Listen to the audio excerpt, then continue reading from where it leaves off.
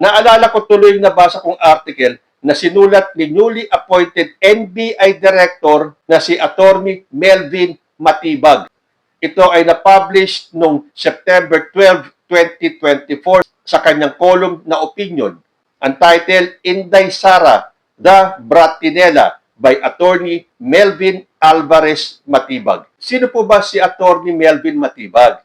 Siya po yung bagong appointed na NBI Director na nung naupo siya, marami ang kumwestiyon. Bakit daw ilalagay ang isang DDS bilang NBI Director? So ito po ang magpapatunay na si Attorney Matibag ay matagal na pong hindi DDS. Kasi itong column na to, sinulat niya 2024 pa. Kaya maraming duda kay Matibag ay dahil siya po ay trusted ally ni Rodrigo Duterte at isang former Secretary General ng PDP Laban, yung party ni Rodrigo Duterte kung saan siya ang present chairman.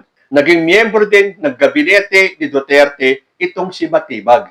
So bakit ngayon parang kinakalaban niya na at binabatikos ang mga Duterte? Basahin ko po yung kanyang column. Some political circles have been wondering why my recent articles have been critical of personalities aligned with former President Rodrigo Duterte. I have recently criticized former spokesperson Harry Roque for his association with cyber fraud hub operators in Porac, Pampanga, and Sun Liming, a transnational fugitive from China who was arrested in his house in Baguio. I have also written about the penchant of Vice President Sara Duterte for confidential funds and her allergy to accountability. During the incumbency of President Duterte, I served him well. I followed his instructions and never placed him in precarious situations. Before the end of his term, I even supported the continuity of his peace and order and infrastructure programs. The Constitution gives the President 6 years to serve the country and serve it well.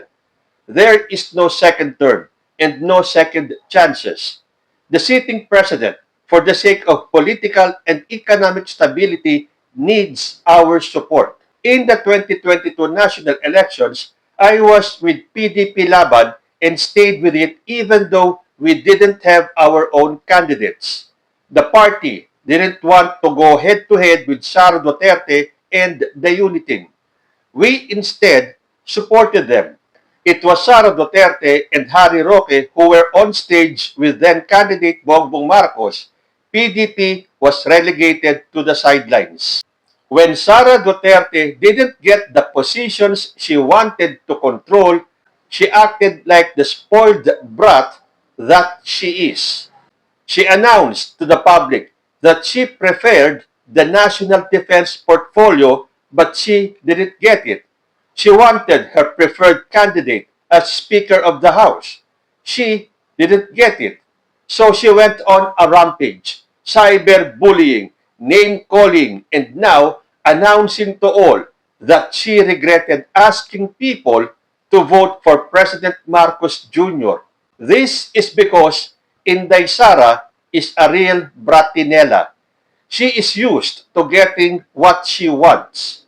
For the 6 years of her father's incumbency, she was spoiled with confidential funds as mayor of Davao.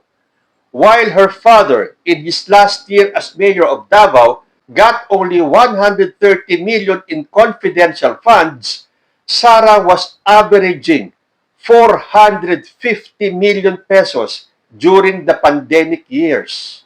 A few years back, she maneuvered the ouster of her father's own party mate, Davao Representative Pantaleon Alvarez, as Speaker of the House in favor of then Pampanga Representative Gloria Macapagal Arroyo. It was no less than President Duterte himself who admitted it. Sabi ni Digong, talagang ano yan si Inday. So be careful with that woman. She can oust even a speaker. She operated in Davao. It was last year that they attempted another coup, this time against Speaker Martin Romualdez. When she and her political allies didn't get the numbers to make it happen, she resigned from the Lakas Party where she was chairman because she claimed she cannot be poisoned by political toxicity. This is exactly the pattern of behavior of a Bratinella. Blame others for your own incompetence. In her poorly scripted interview to defend her budget of more than 2 billion pesos, she pointed to the Speaker and the Appropriations Committee head as the two persons who controlled the budget. Well, tell that to others who don't already know.